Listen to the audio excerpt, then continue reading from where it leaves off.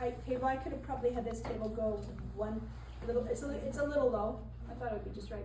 So to find where to place your pelvic diaphragm, you feel for the ASIS. Okay, so I feel the ASIS, so her ASIS is right here. So I'm gonna slide my hand under the sheet and cup her sacrum. Is that okay? Cup her sacrum in line with the ASIS. And so that will tell me that I'll end up in the right place. So I feel the ASIS first. Then I take the sheet. I know where her ASIS is. I slide under. See, I didn't have to ask her to lift or anything. I just slid under. And then now my top hand, my pinky wants to rest against her pubic bone. If you're uncomfortable with that, you just say, will you show me your pubic bone? Will you put your hand on your pubic bone? So is that the top of it? Is that the edge? Mm-hmm. Okay, so then I go right there.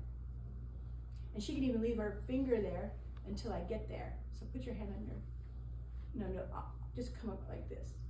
Put it on your pelvic bone, right there. And I'm just gonna go, okay, I'm right there. See how safe that is? Now, what I do in a session, I don't do that. I start at her, just below her navel, and there I am. And you see, there was nothing invasive about that. I know that that's my boundary, and so I'm where I need to be without making it uncomfortable for anybody. Okay. So then, typically when I move in, I press in hard, just because I'm getting there. So then I lighten up to my 5 grams, right? And as I lighten up to my 5 grams, now I just want to focus my attention on this unwinding and letting go. So her sacrum is starting to let go. I can feel my hand. I gotta relax my hand more so I can feel it. Keep your hands relaxed. And then I just follow it. My intention. I'll do something called direction of energy that you're gonna learn, where I just say, here, I'm offering you some energy. If you need it, or feel free to let it release through my hand. And I don't take the energy in, I let it exit out of the top of my hand. And then, so I just stay here. I just look for signs of release now.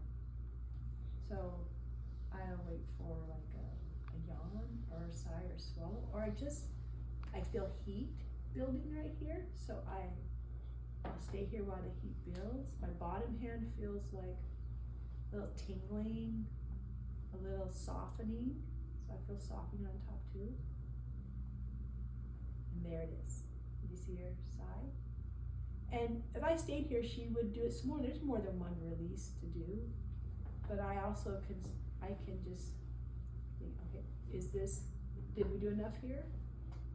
Kind of like muscle testing? Yeah, I can do it with the rhythm, or I can just go with my gut feeling. I feel like I've done enough here, so. Is that a still point? No, it was a release.